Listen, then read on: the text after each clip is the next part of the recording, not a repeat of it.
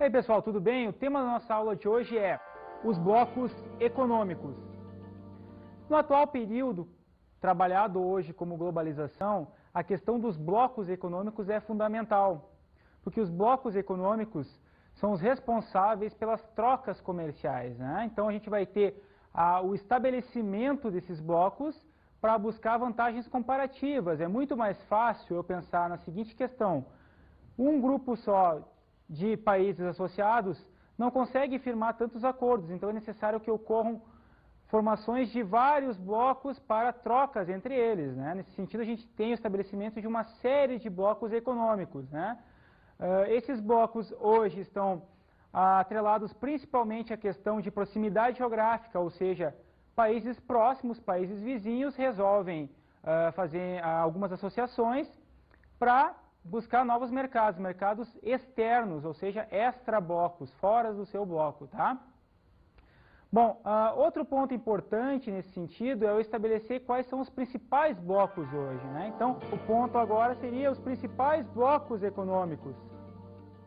Bom, dentre os blocos principais hoje no mundo, aqueles blocos que têm uma grande importância, tanto em fluxo de serviços prestados quanto de mercadorias, um dos principais blocos hoje é o NAFTA, que é uma iniciativa principalmente do México, né? Esse bloco foi criado em 1994, uma iniciativa do México, ou seja, o México pediu basicamente para os Estados Unidos criarem um bloco entre os três países. Quais seriam os três países hoje do NAFTA? Canadá, México e Estados Unidos. Então o México foi, digamos, o mentor da criação do NAFTA, ou seja, é uma área de livre comércio da América do Norte, né?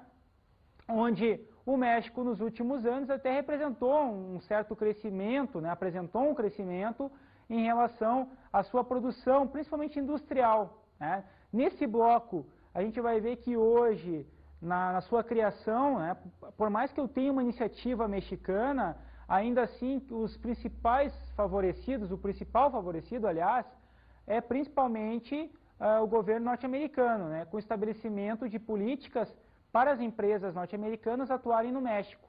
Nesse sentido, eu tenho o estabelecimento do que a gente chama hoje das chamadas maquiladoras, né? O que são maquiladoras?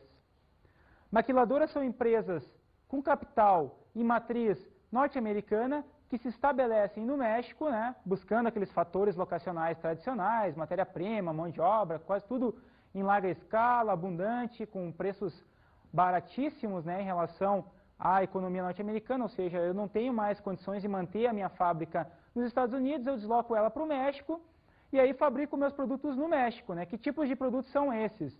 Empresas como a General Motors, fabricando automóveis, a General Electric, que é uma grande empresa norte-americana no setor de comunicações e eletroeletrônicos, né? Empresas como o grupo Walmart, que trabalha com supermercados, né? Enfim, são grandes empresas que resolvem se instalar no México, produzem os produtos no México e depois reemitem eles para onde? Para os Estados Unidos. Então é uma lógica extremamente complexa e antagônica, né? Por que antagônica? Porque como é que um país produz uma coisa para realmente depois trazer de volta esse produto para o país de origem, ou seja, a empresa norte-americana produz fora, mas os produtos que são gerados não são vendidos no México, são vendidos nos Estados Unidos novamente. Então, eu procuro fazer isso, estabelecer, criar essas empresas chamadas de maquiladoras em função da competitividade da matéria-prima e da mão de obra mexicana, né? Então, esse produto da General Motors ou daquelas outras empresas que eu comentei há pouco vão ser muito mais baratos do ponto de vista do preço final nos Estados Unidos do que se eu produzisse esse produto no próprio Estados Unidos, dentro do território norte-americano. Mas essa lógica, né, norte-americana, essa presença norte-americana do México, também traz uma série de problemas tanto ambientais quanto sociais em relação à população mexicana. Um estado que sofre muito com essa ação das empresas maquiladoras com capital norte-americano é o estado mexicano de Chiapas, né? A região de Chiapas, que possuía boa parte dos recursos naturais do México, das florestas mexicanas e outros recursos mais.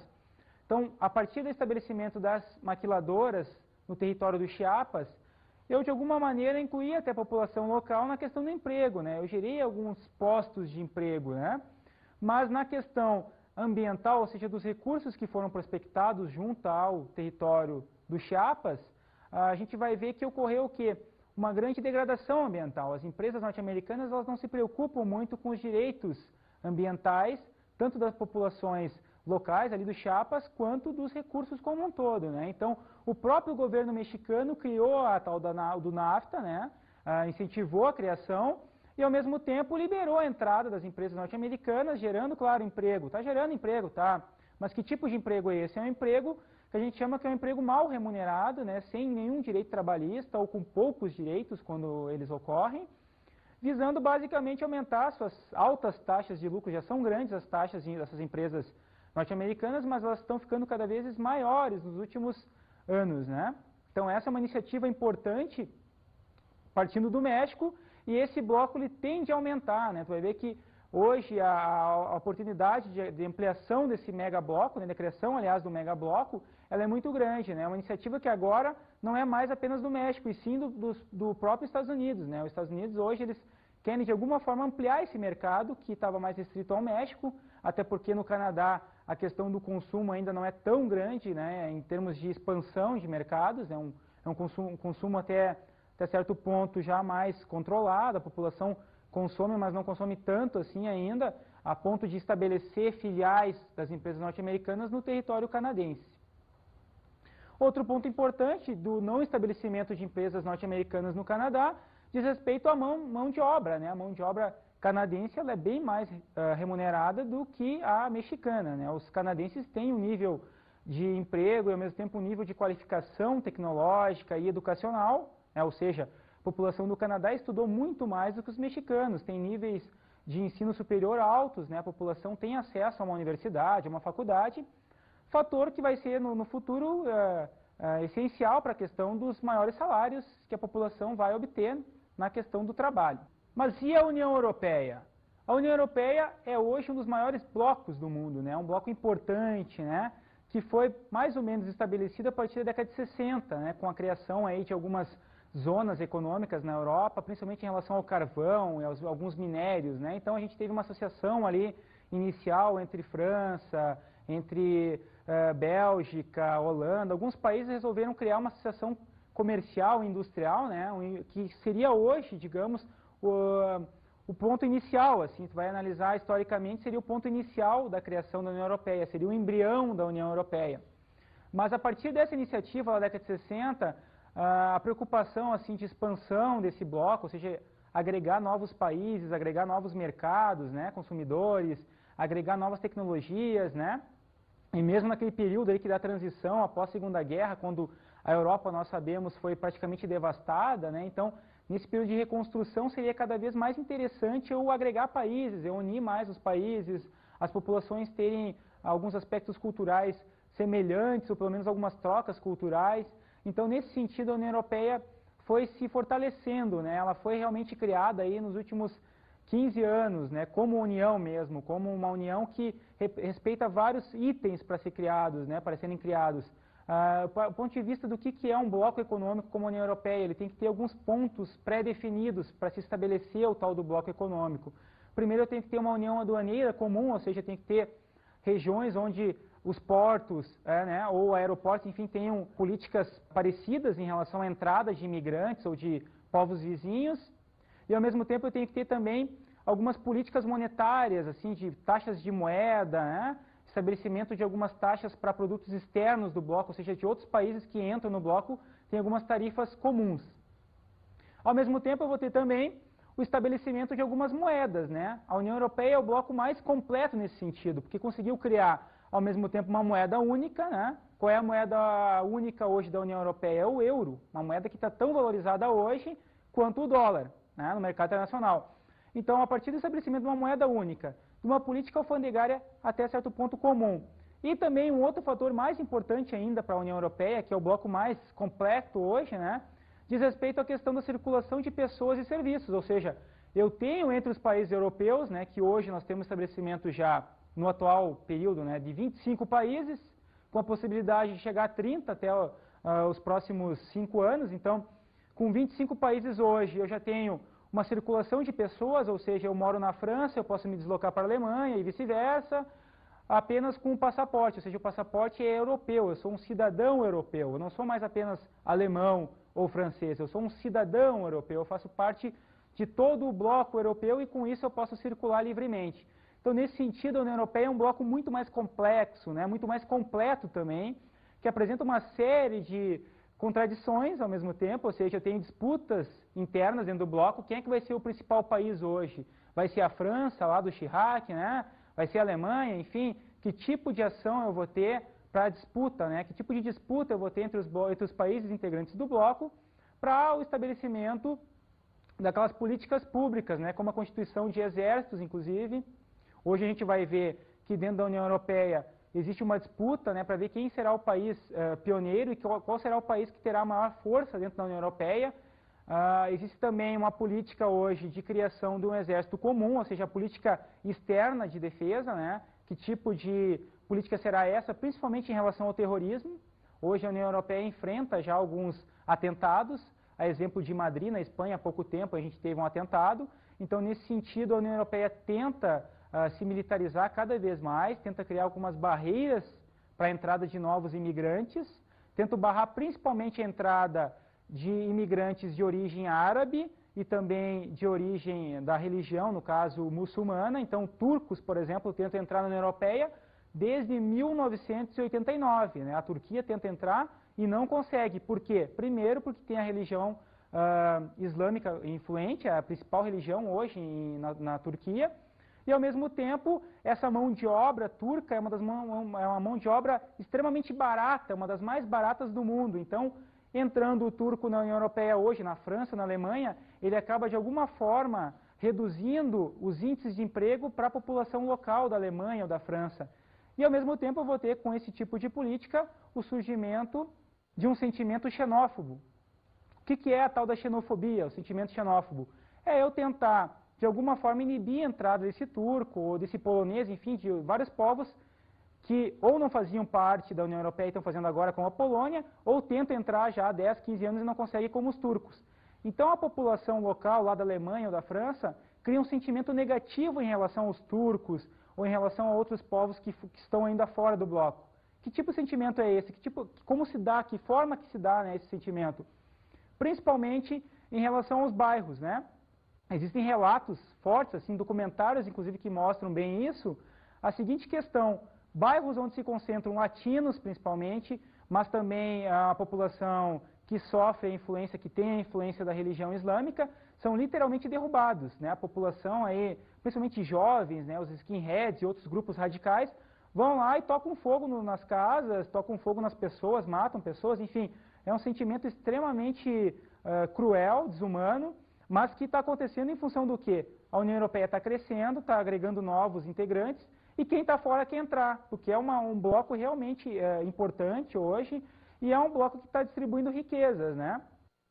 O grande exemplo em relação a essa distribuição de riquezas ocorre principalmente em países que eram considerados pobres até há mais ou menos 10, 15, 20 anos atrás, como, por exemplo, Portugal e Espanha. Eram dois países considerados pobres, com índices de desenvolvimento parecidos com o Brasil, para vocês terem uma ideia. Então, eram países que não tinham uma economia muito estável, a moeda era fraca em relação ao dólar, principalmente, o índice de desemprego era alto, o índice de industrialização também era extremamente baixo e desqualificado. Então, nesse sentido, eu tenho que tentar melhorar as condições desse país.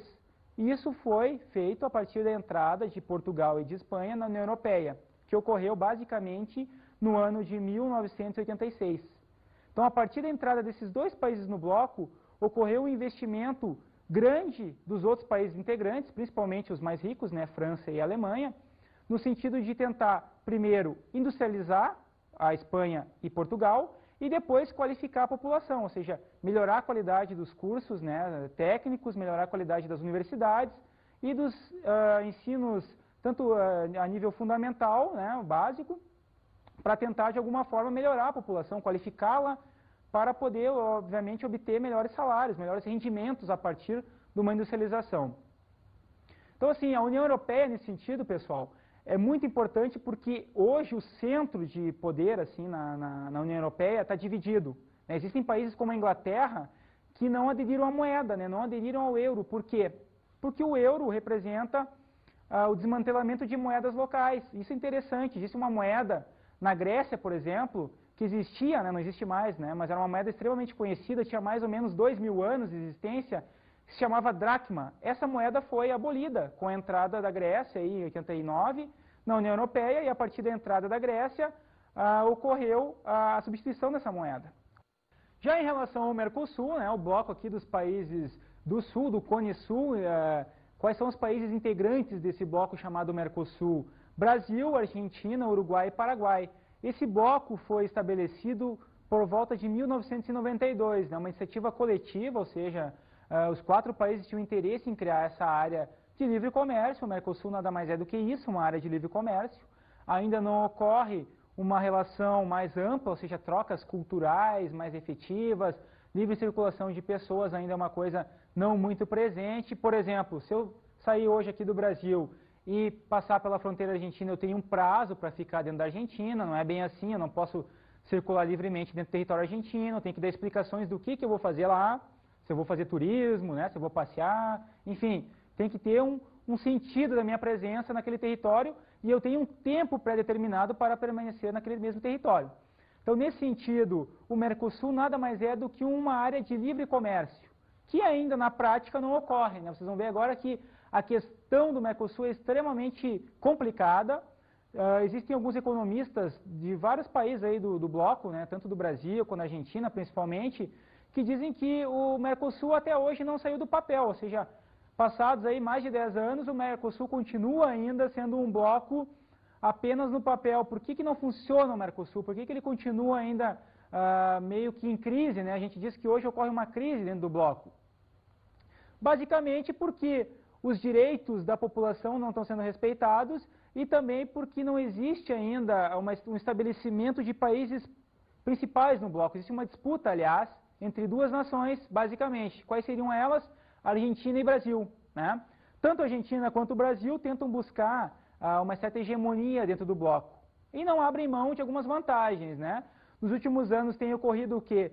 Processos de embargo, né, ou de criação de barreiras alfandegárias entre Brasil e Argentina. Um dos exemplos mais clássicos desse processo diz respeito à indústria calçadista gaúcha, né? O Rio Grande do Sul tem uma tradição já no mínimo de 70 anos em relação ao setor de calçados e exporta boa parte da sua produção para a Argentina. Então, chegando lá os calçados, eles abasteciam já no mínimo há 10 anos a população argentina, até porque o preço do calçado argentino era muito mais em conta para a população do que o próprio calçado produzido na Argentina. Então, a população argentina começou a pegar gosto pelo calçado gaúcho, consumir mais, só que isso criou um problema para a indústria local, para a indústria argentina. Qual seria o problema principal hoje? A questão do desemprego e do fechamento das principais indústrias argentinas. Então, muita fábrica de calçado lá de Buenos Aires, de Rosário, de cidades próximas a Buenos Aires, a grande capital lá da Argentina, foram fechadas em função da concorrência com os calçados brasileiros, basicamente.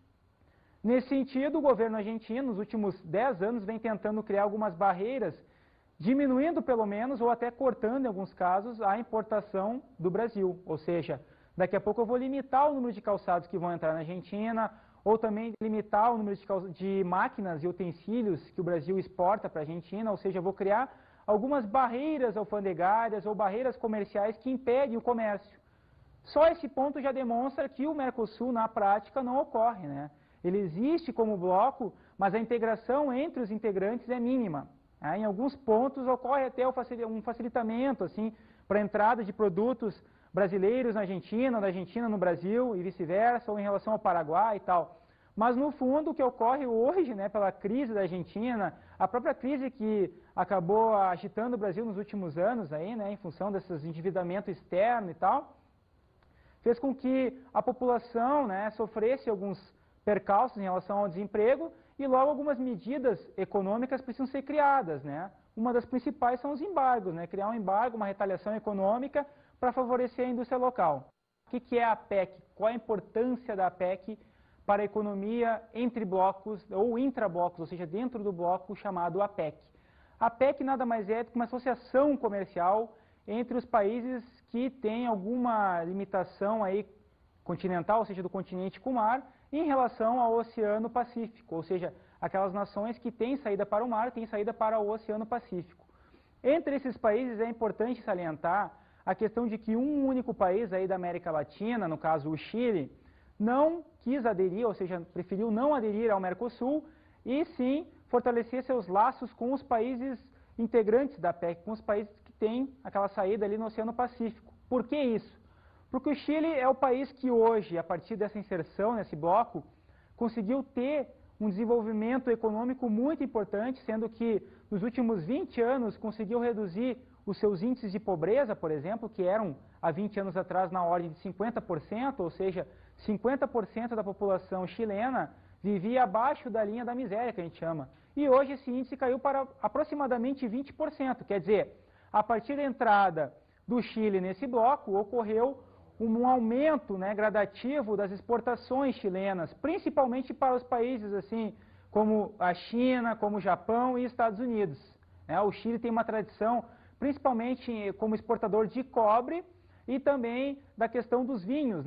O vinho chileno hoje é extremamente bem conceituado, extremamente conceituado no mercado internacional. Então o Chile, a partir dessas exportações de alguns produtos aí, primários e também industrializados, conseguiu agregar valor para isso, para esses produtos e redistribuir essa renda, e tanto é que reduziu os índices de pobreza nos últimos 20 anos.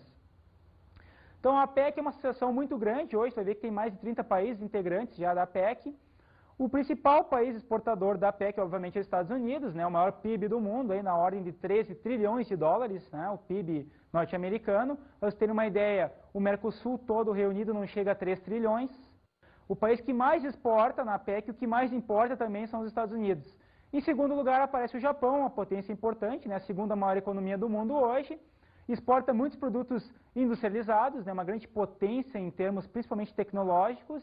A robótica surgiu no Japão, então, para vocês terem uma ideia hoje, pessoal, dos 700 mil robôs existentes no mundo hoje, mais ou menos a metade, ou seja, 350 mil, estão sendo produzidos ou funcionando no Japão. Então é importante a gente ter essa ideia de que o Japão realmente é uma potência também importante, principalmente em termos tecnológicos no mundo, e exporta muito, desde carros até produtos eletrônicos, televisores, computadores, aparelhos de telefone celular, enfim, uma série de produtos aí que hoje tem um alto valor agregado, Vejam aí o preço de um computador ou um preço de um telefone celular, são preços altos, valores agregados muito altos que geram renda para esse país e transformam esse país realmente numa potência, Foi, obviamente, no caso do Japão, devastado por uma guerra, teve uma reconstrução rápida e conseguiu aí hoje se inserir na lógica global, tem muitos mercados espalhados, inclusive os mercados aí da PEC, mas não só da PEC, inclusive entre blocos, entre blocos, e consegue hoje ter uma economia já mais estável,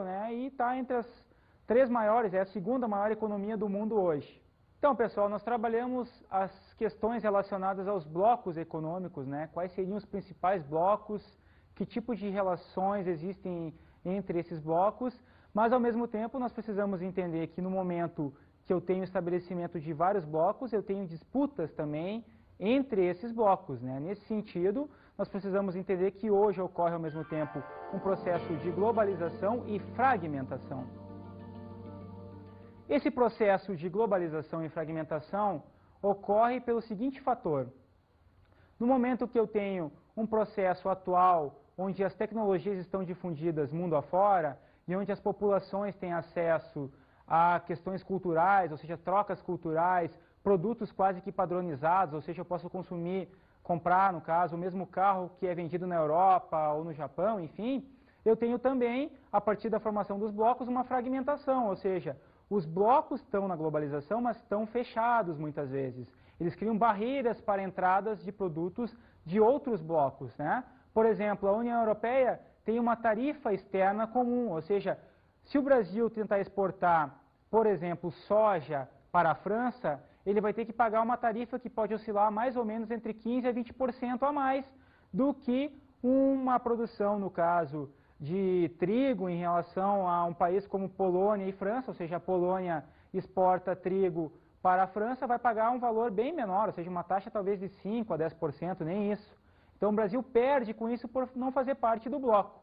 E então a gente vai ter ao mesmo tempo nessa lógica uma globalização e uma fragmentação, ou seja, trocas globais, ou seja, trocas entre blocos e também fechamento dos blocos, ou seja, criar barreiras para a entrada de produtos provindos de outros blocos. Nesse sentido também, nós precisamos entender que a questão relacionada à fragmentação é uma disputa, digamos, geopolítica, né? Ao mesmo tempo, o bloco principal, ou seja, aliás, os dois blocos principais hoje são quais, pessoal? Principalmente a União Europeia e o NAFTA. São os blocos mais importantes em termos geopolíticos. Principalmente porque na União Europeia eu tenho o poder principal, está concentrado tanto na Alemanha quanto na França. E no caso do NAFTA, o poder principal, assim, a nação hegemônica no bloco são os Estados Unidos. Então, esses dois blocos procuram hoje novos mercados, procuram agregar novos países para exportarem. E um dos blocos mais interessantes, no sentido de abrir mercados, é o Mercosul. Tanto a União Europeia quanto o bloco do NAFTA, o bloco dos Estados Unidos, procuram de alguma maneira firmar acordos bilaterais com o Mercosul. Mas o que são os chamados acordos bilaterais? Os acordos bilaterais nada mais são do que trocas intrablocos, né? Eu vou criar um estabelecimento onde as cotas preconizadas, as cotas utilizadas entre os blocos são menores do que para uma área qualquer, do que um país qualquer. Então, nesse sentido, o Mercosul está sendo meio que namorado, né? Os países estão tentando namorar com o Mercosul, principalmente os países integrantes desses dois blocos comentados anteriormente, a União Europeia e o bloco dos Estados Unidos, o NAFTA.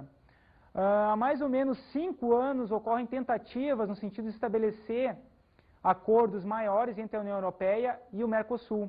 Inclusive, a União Europeia ainda não fechou esse acordo, basicamente por um critério, o critério dos subsídios agrícolas. O que são os subsídios agrícolas?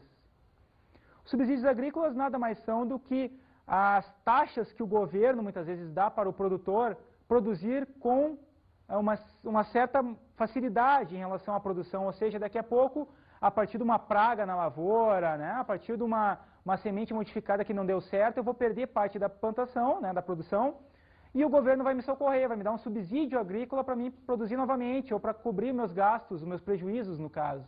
Tá? Então, esse subsídio ele é extremamente nocivo para os países integrantes do Mercosul, e é esse o principal empecilho na criação desse acordo bilateral entre o Mercosul e a União Europeia. Para vocês terem uma ideia, pessoal, a União Europeia chega a dar subsídios para os franceses, né, para os agricultores franceses, ou poloneses, ou alemães, no sentido de que daqui a pouco, se a safra foi perdida, ou se eu tive uma super safra, o produtor ganha na safra seguinte para não produzir, ou seja, o governo acaba dando dinheiro para esse produtor para ele ficar em casa, descansando, sentadinho na poltrona, né, sem produzir nada. Ele ganha para isso porque é interessante eu manter os preços dos produtos baixos, né, em termos de estoque, mas alto em relação a valores. Tá? Então, essa lógica é importante hoje em relação a esses acordos, e elas acabam emperrando a questão do acordo, principalmente entre o Mercosul e a União Europeia.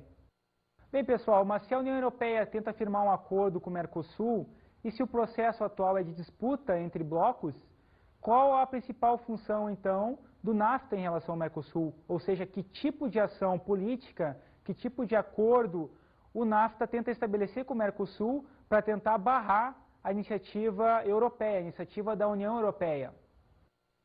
Basicamente, os Estados Unidos tentam criar um megabloco chamado de ALCA. Mas você sabe o que é ALCA? Vamos ver na rua o que o pessoal acha, qual a opinião da população. Roda aí. Bom, pessoal, vocês viram que as opiniões são diversas, né? Tem gente que entende realmente o que é a ALCA, sabe realmente o que é a ALCA, e outra parte não, né? Mas realmente, assim, a gente precisa entender que a ALCA é importante, né? Que ela significa aí um processo complexo, uma iniciativa norte-americana, e no fim a gente tem que saber realmente o que significa a ALCA.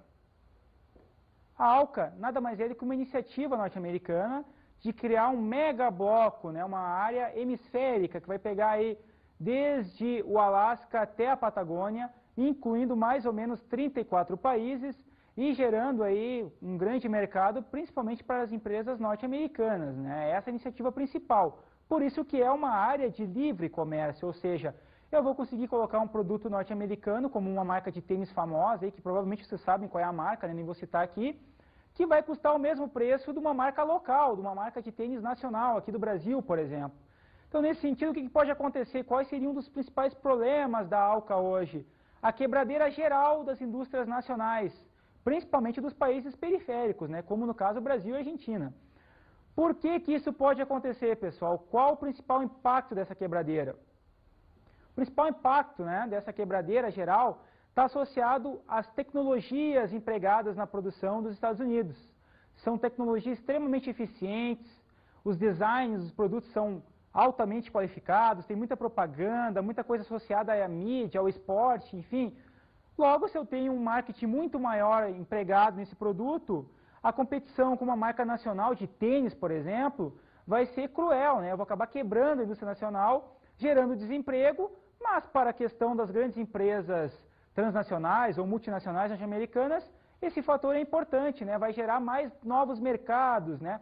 No caso do Brasil, o que se calcula hoje é que mais ou menos 50 milhões de brasileiros possuem uma renda razoável para consumir, talvez tênis, carros, enfim, consumir produtos norte-americanos em geral. Mas vamos ver agora os manifestos contrários à ALCA.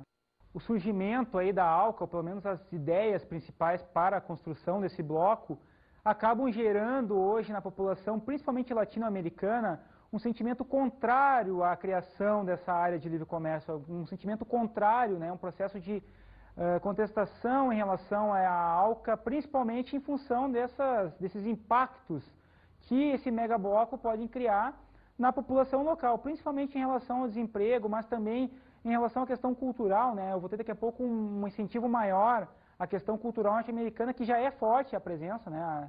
É grande a presença dela nos países latino-americanos e tende a aumentar. Nesse sentido, alguns grupos, né, algumas bandas tentam, inclusive, a partir da música, tentar manifestar o seu sentimento contrário em relação à ALCA, ou em relação, principalmente, à influência norte-americana em relação ao seu quintal, né? A América Latina hoje, principalmente, é considerada pelos Estados Unidos um quintal, né? Eles vão tentar simplesmente abarcar novos mercados. A preocupação ambiental ou com a população desses países, muitos deles pobres, fica em segundo plano. Então, nesse sentido, a gente tem hoje a criação de algumas músicas, né, algumas letras que tentam manifestar esse ódio em relação aos Estados Unidos, ou pelo menos esse movimento contrário em relação aos Estados Unidos.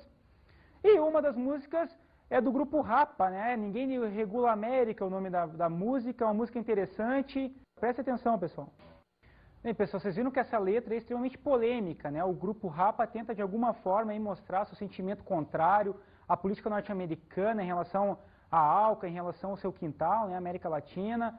É um tema extremamente polêmico, mas a letra é interessante, né? Vocês viram aí que é bacana, interessante, é legal de ouvir ela e tal, e prestar atenção bastante na letra, que é uma letra de protesto, e hoje cada vez mais os grupos aí, principalmente de rock e tal, tentam mostrar esse sentimento contrário à influência norte-americana nas Américas.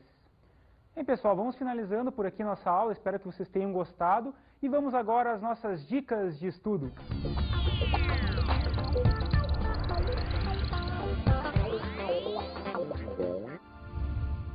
Pessoal, uma dica interessante para trabalhar essa questão aí da influência norte-americana e ao mesmo tempo dos movimentos de resistência, principalmente na América Latina, diz respeito a um filme, né? O nome do filme é Diários de Motocicleta. Esse filme ele mostra, entre outras coisas, a vida daquele conhecido já revolucionário nas Américas aí, chamado Che Guevara, né? Mostra as andanças dele desde a Argentina, passando por alguns países como Bolívia, né? Até o México, ele vai na Venezuela, enfim, mostram as andanças dele pela América com as questões culturais, com as questões históricas, né, com aquele movimento indígena que existe nesses países. Então é um ponto interessante, eu acho bacana, façam essa atividade, né, de pegar esse filme, assistir aí, vocês vão ver que é interessante o tema, e esse filme ilustra bem esse atual processo aí de tentativa de se criar um movimento que tenta de alguma forma contestar a iniciativa norte-americana nas Américas.